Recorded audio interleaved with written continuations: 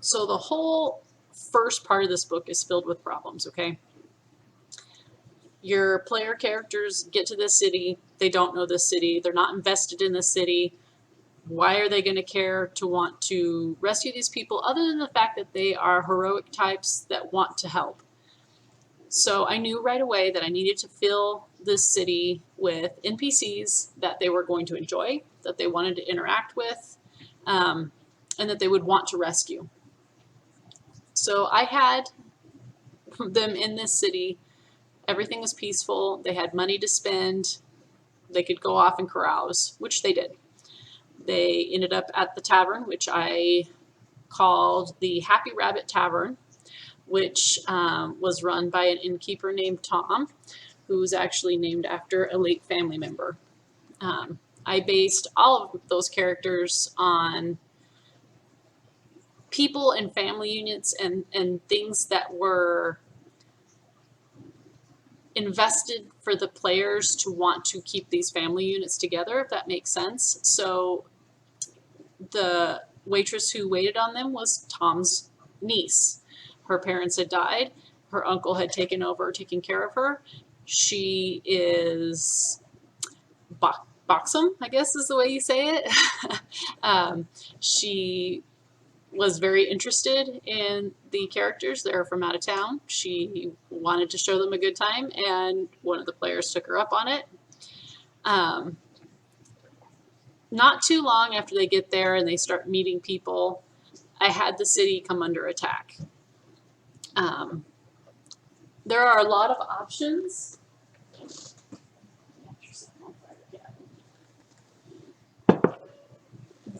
There are a lot of options for what happens when the city first gets attacked. I didn't want to have to take breaks while we were doing our fight from the tavern through the city to the keep.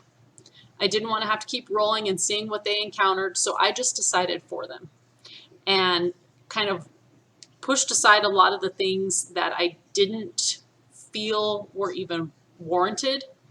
And I wanted it to feel very gritty, very real, and I wanted them to feel urgent. So, trigger warning. There are people in my group who are sensitive, but we're all adults. We play our games with some realism. You're going to encounter things that are not pleasant, things that are upsetting. They encountered women that were being ravished, that they rescued and saved. I tried to do it as respectfully as I could without getting into too much detail so that they knew what was happening and they were able to decide if they wanted to rescue these women or continue to run. So, as soon as they left the tavern after hearing the sounds of battle and the roar of a dragon, right away they encountered some dragon dogs attacking some children. Depending on where they had been in the city before, they had the possibility of running into this family.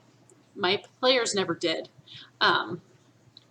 But once you save them from the dragon dogs, Tom and his niece grab up the kids, and you guys as a group continue fighting on your way to the keep.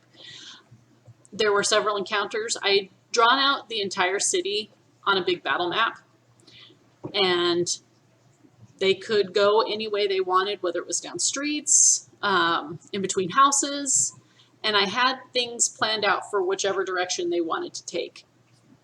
That was a lot of work on my part, but I felt that it gave them more of that sandbox option of what they wanted to do.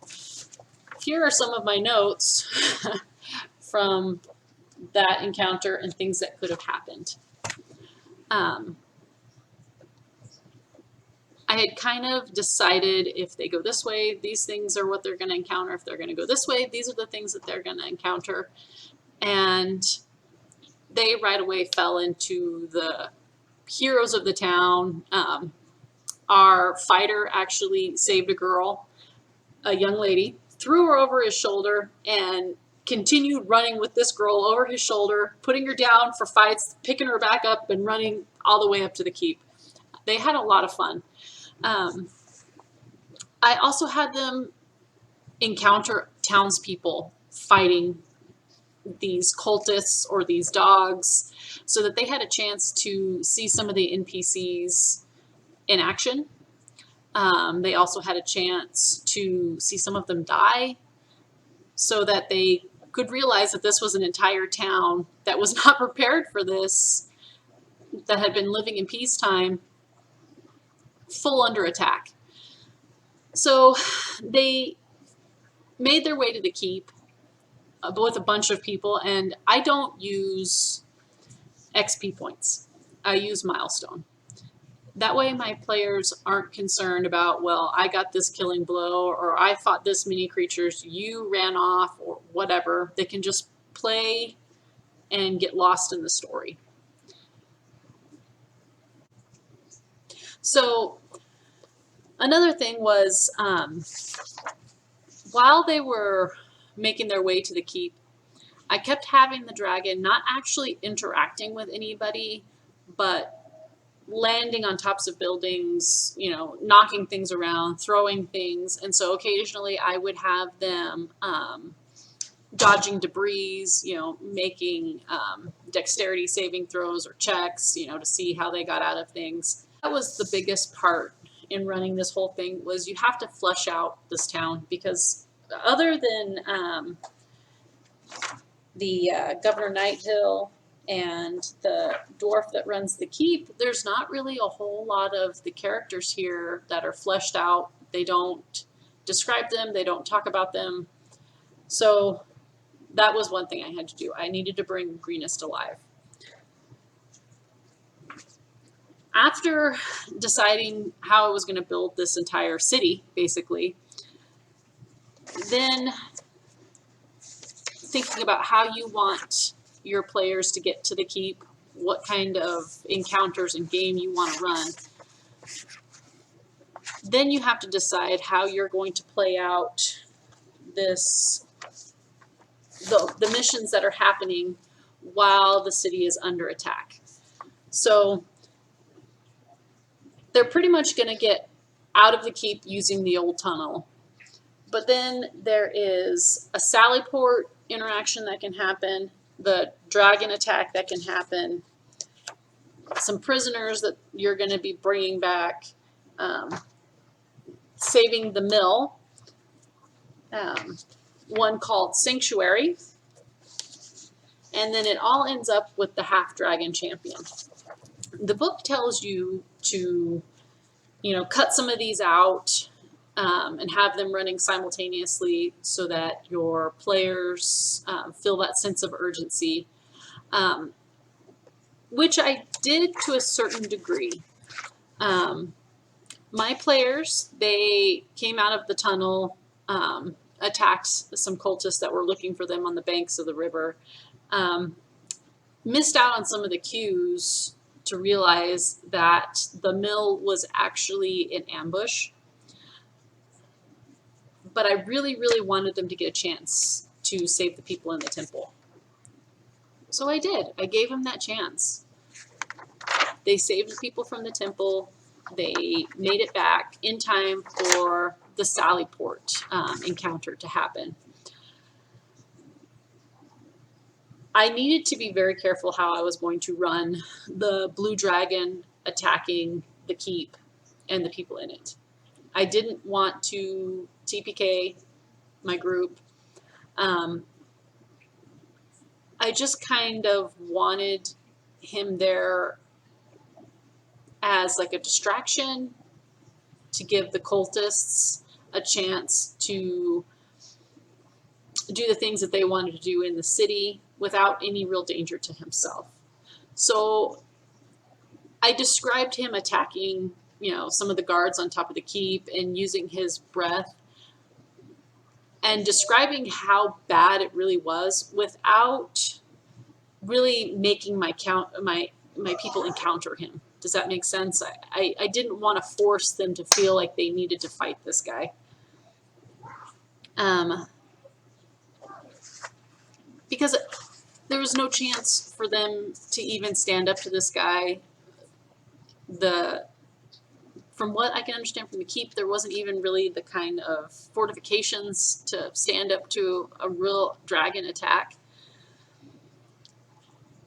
So I just kind of rolled it out for flavor, told him about it, gave him the ability to try and save some of the guards that were burning, that were hurt. Then I had the half-dragon champion come out. So while they had been in the keep, one of the people that they had encountered regularly throughout the night was a certain sergeant that kind of went out of his way to help the characters, talk to them about his city.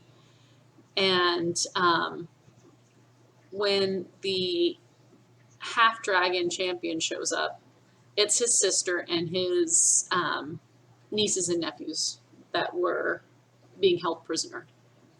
That way, if one of the characters didn't want to go and interact with the champion, I had somebody else who they knew that they would, at least kind of care about, that was going to go and fight with him, so that it would be interesting and it would be more.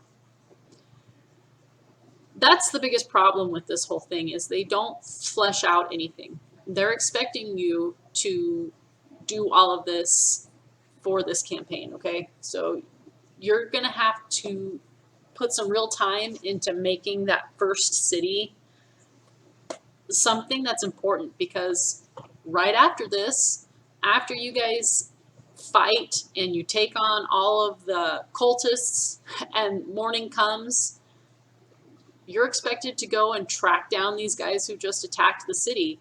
And then for some reason, you're going to come back to the city and then go back out again and then back to the city again. You have to be able to be a good enough storyteller to make this all make sense, or it's just going to kind of fall apart. Luckily, when it came time for the half-dragon champion, our paladin ran down, had some amazing rolls, and they basically knocked each other out. So I had the kobolds pull their champion away while our team ran down, brought their person back from the brink of death, and from then after, she was known as the champion of Greenest. There you go. People are going to know your face if they were in that battle. If they saw you from inside the keep, or if they were part of the cultists down below, people are going to recognize you now. That's an important thing that they touch on a little bit in the book, but they don't really dig into it.